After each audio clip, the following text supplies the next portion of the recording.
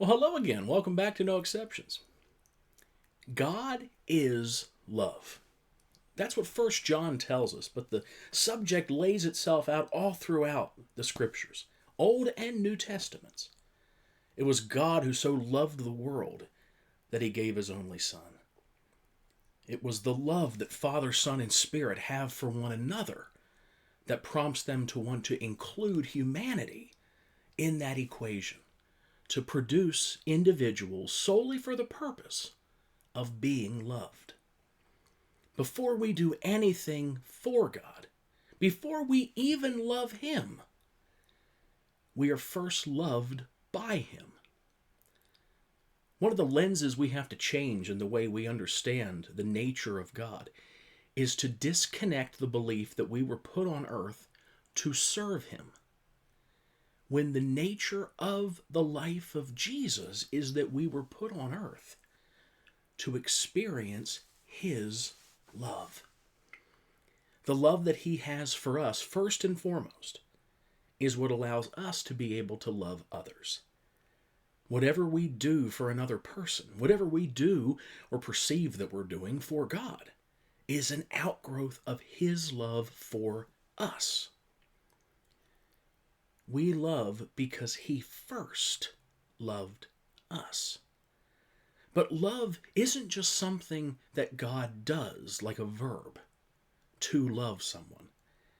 Love is his nature, the noun. That's what John is talking about in the first epistle. That God is love. His nature, his being, his essence is love. That yes, he is loving. But his lovingness is a byproduct of him being love. In English, we learn language, and this is true of every language. You learn your first language by experience. You don't learn it based on grammar. You learn it based on how it's used around your upbringing, by your family, friends, neighbors, the culture in which you live, television. For you older folks, radio, I suppose. How we learn language is picked up more so than studied. And so in English, we don't think about the fact that when I say I am, or you are, or he or she is, am, are, and is are really all the same word. To be. Being. When you learn a foreign language, one of the first things they teach you is the verb for to be. And then depending on the language, they teach you how to conjugate it. Well, I am, you are, and he or she is, they are, we are. These are all conjugations of the one word, to be. So when John tells us that God is love, he's not describing God as if that's an adjective, but he's defining God for us. To whatever degree man is capable of defining God, he is love. It's his being. One of the things I love about Scripture is when you're reading something and it seems as if all of a sudden it goes on a bizarre tangent, that this is not what we were talking about. We lost our train of thought here a little bit.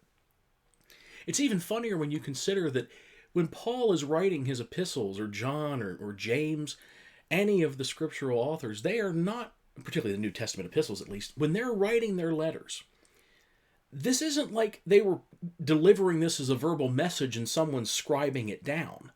No, this was a written, thought out discourse that then is sent to somebody. And so it's all the more interesting to me then when the Apostle Paul seems to go on a tangent. And that's what we encounter in 1 Corinthians. Much of the book of 1 Corinthians is instructions to the church in Corinth on how to function in a healthy manner. Much like every faith community today, throughout the entire history of the church, there has been a propensity to get off track. opportunities to overcome, times when we get distracted and need someone to kind of reset us. The apostolic voice of Paul was one of those voices to Corinth, that he was able to communicate with them because they knew he loved them. And so they would take his counsel in a way that maybe they wouldn't take that from, an outsider. So when Paul communicates to them as a father, it's understandable that a lot of his time is spent in 1 Corinthians offering correction and direction.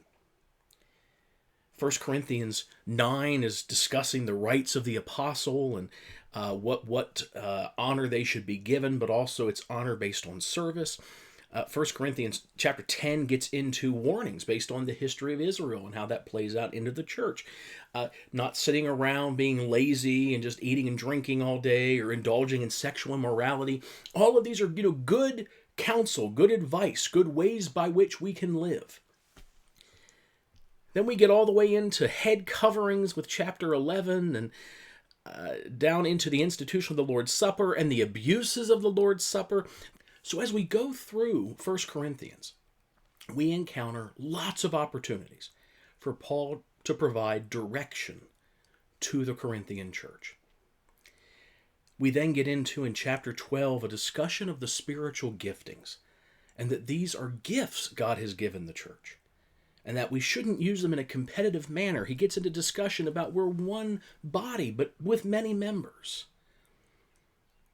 And then, later in 1 Corinthians, in chapter 14, we get into the nature of how tongues and prophecy and how the interaction that should exist, the symbiotic relationship within the church of how we interact with these gifts is discussed.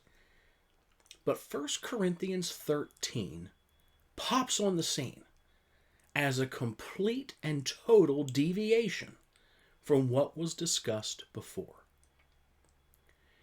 You cannot read. I challenge you to do this. Read 1 Corinthians 11, 12, 13, and 14 all in one sitting.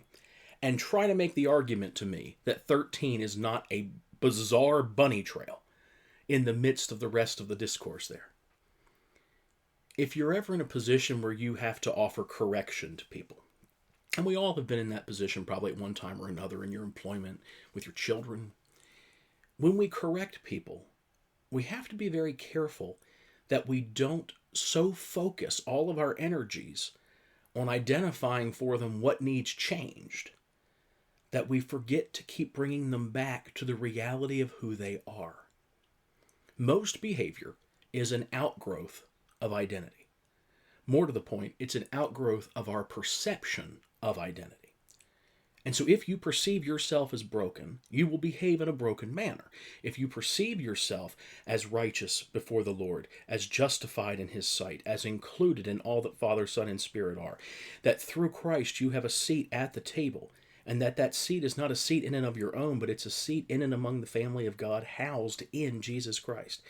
As you awaken to that, that will impact your behavior.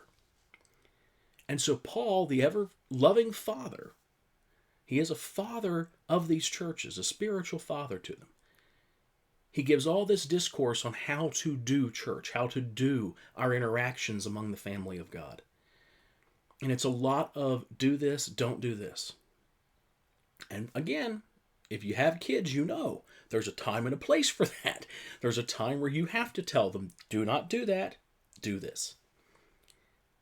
But Paul in 1 Corinthians 13 brings us back to the main point, which is love, the very nature of God. And because we are found in Him, the core of our very natures. For what does Galatians 2:20 tell us? We were crucified with Christ. Nevertheless we live, but it's not I, but Christ that lives in and as us. So the life we experience today is His life.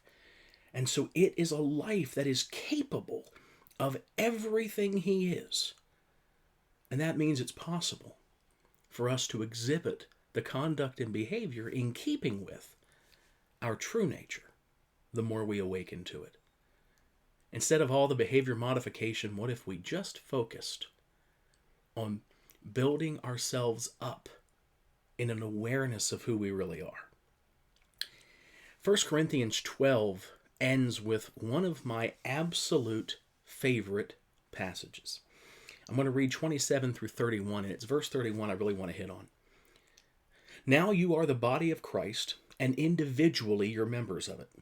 And God has appointed in the church first apostles, second prophets, third teachers, then deeds of power, then gifts of healing, forms of assistance, forms of leadership, various kinds of tongues. Are all apostles? Are all prophets? Are all teachers? Do all work miracles? Do all possess gifts of healing? Do all speak in tongues? Do all interpret? But rather strive for the greater gifts. And I will show you still a more excellent way. And that's when he begins 1 Corinthians 13, known as the love chapter.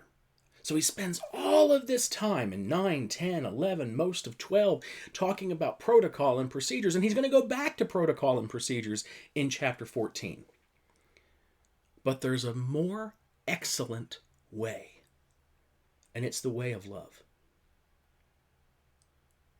He starts off chapter 13 with, if I speak in the tongues of mortals and angels, but I don't have love, I'm just a noisy gong or a clanging cymbal.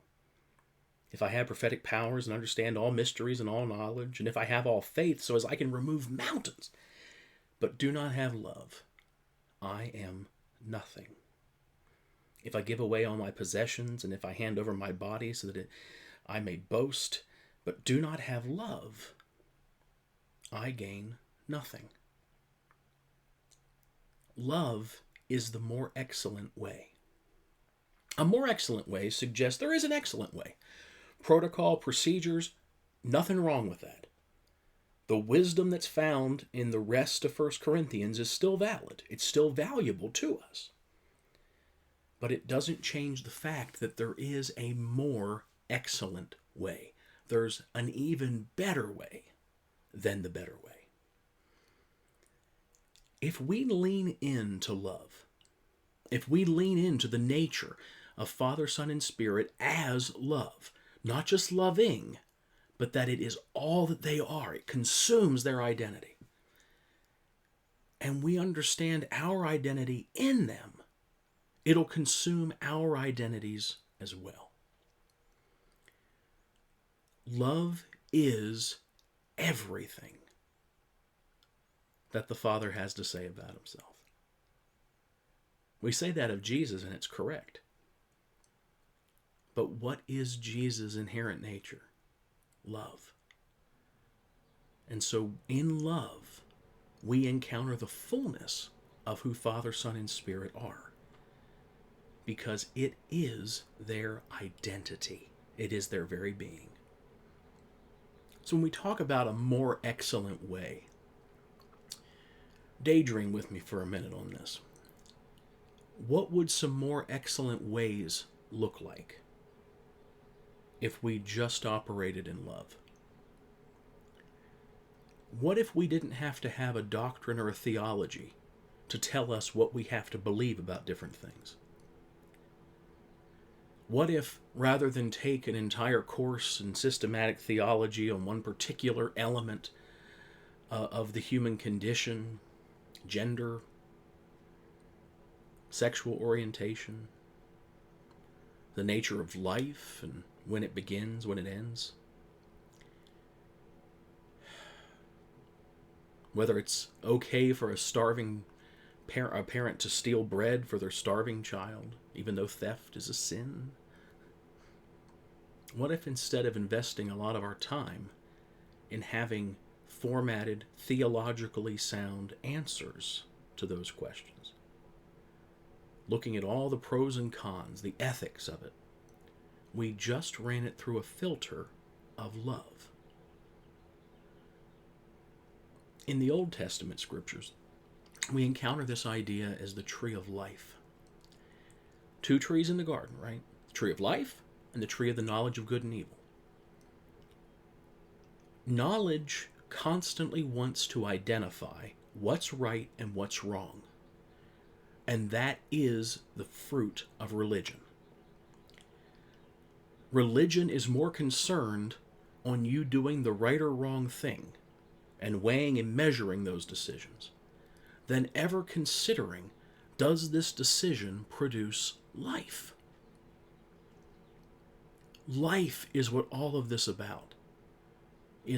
And life is love. And love is life. When we exhibit our true nature, which in and through Christ is love, to other people, and they feel the presence of God in the midst of that, they've had a legitimate encounter with who God is, because his nature, love, was expressed. Religion lives, it thrives on rule keeping and regulations.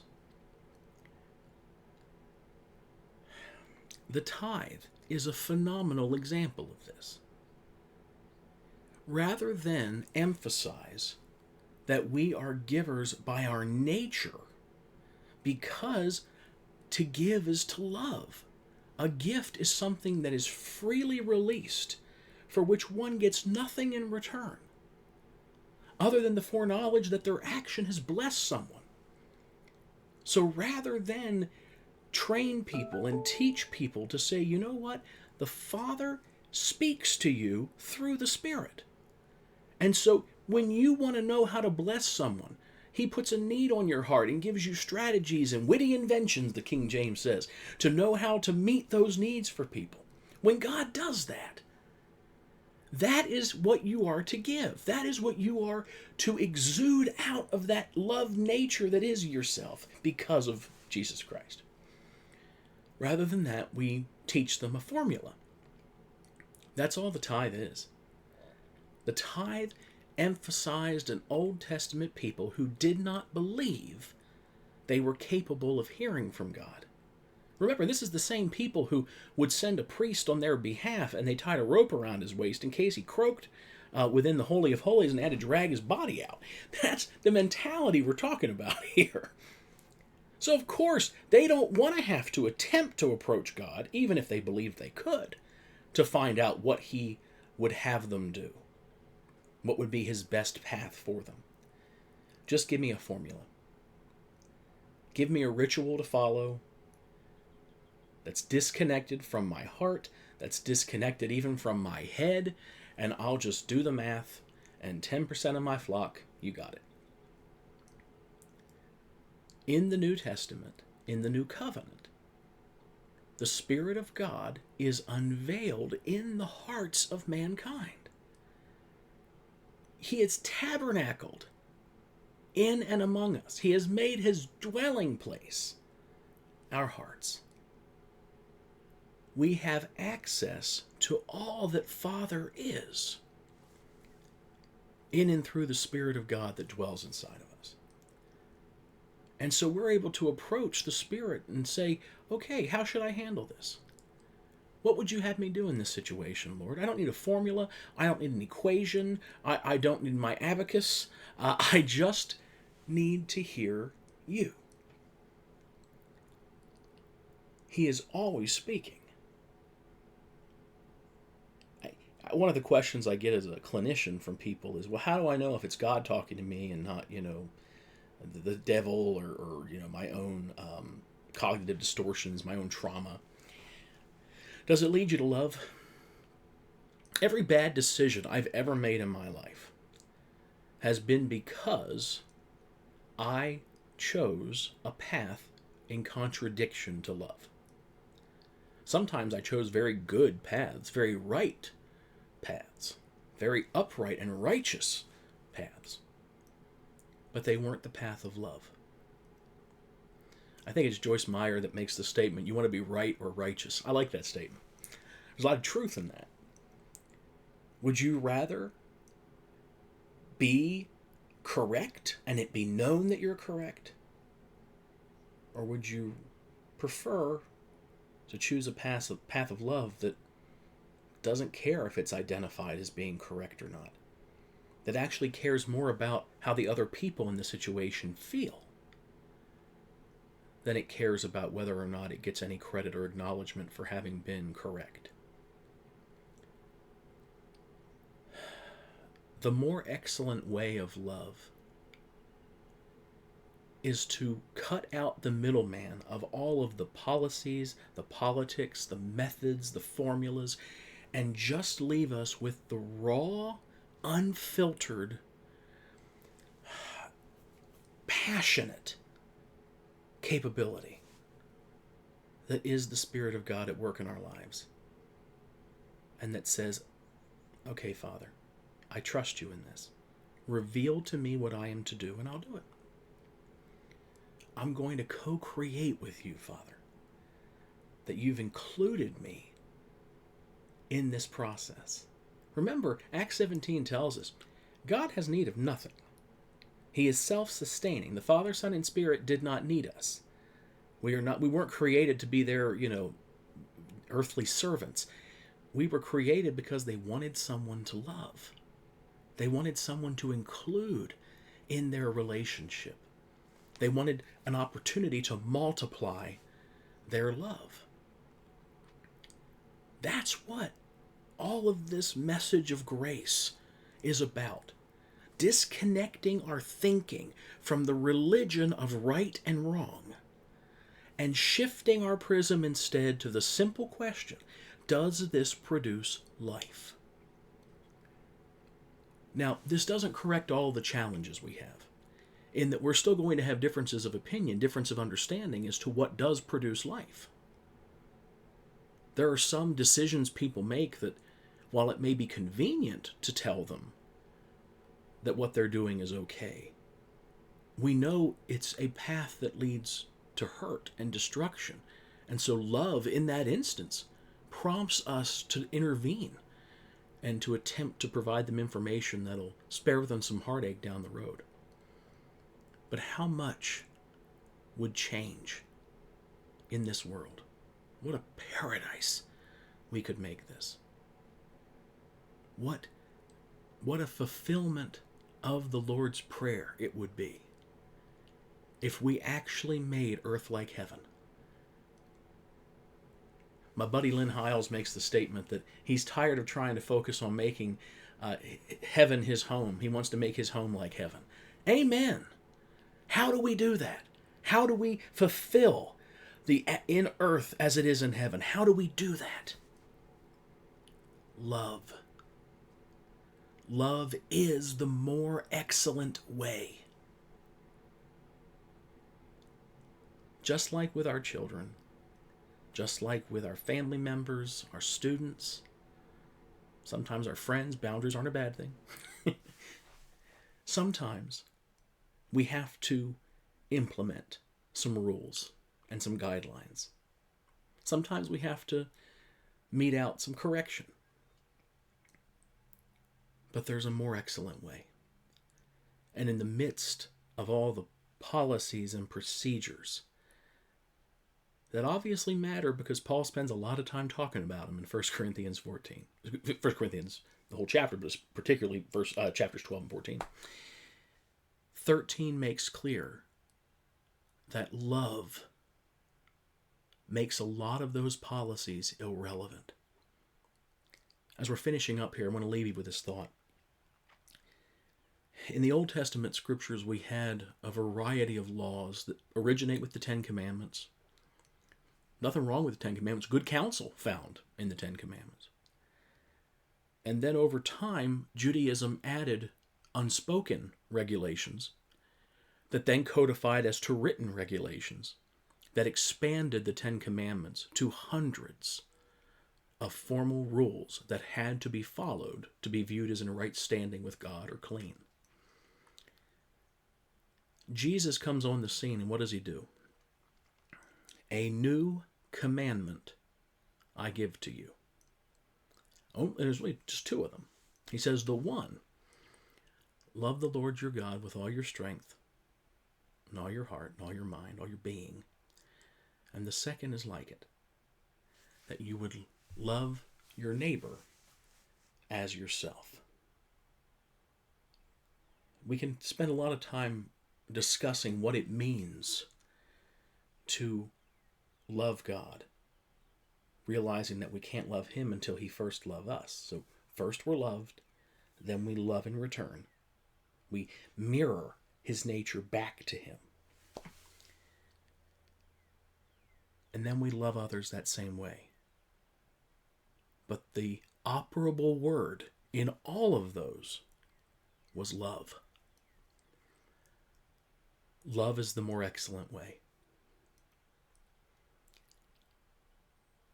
Sometimes I wonder when we think about the first century church, and I'll probably do a whole teaching on this down the road here. The first century church clearly speaks as if they believe Jesus is bodily coming back any day. The imminent return of Christ is something that they clearly believed. You can't read any of the early letters by people like Polycarp and Clement and not come to the conclusion that they very much believed Jesus was coming back any minute. What's up with the delay? Maybe he's delayed so we can get back to the more excellent way. Love. We are called to love. And it's not something we have to consciously be striving to do, but it's our identity. It's our being put on full display. You're not learning to do a new skill, like you can take a 6-part course in how to love. All due respect to Gary Chapman and the 5 love languages. Those help us interpret the love people attempt to display. But you really don't need a course in how to love. You already know how. Inside of you, in your very being, there is a voice, even right now, that is communicating with you the nature of love, the being of who God is, and who through Christ you have been called into in your very being as well. Let's love one another, because love is who He is, and in Him, love is who we are. There is still a more excellent way. We'll see you next time.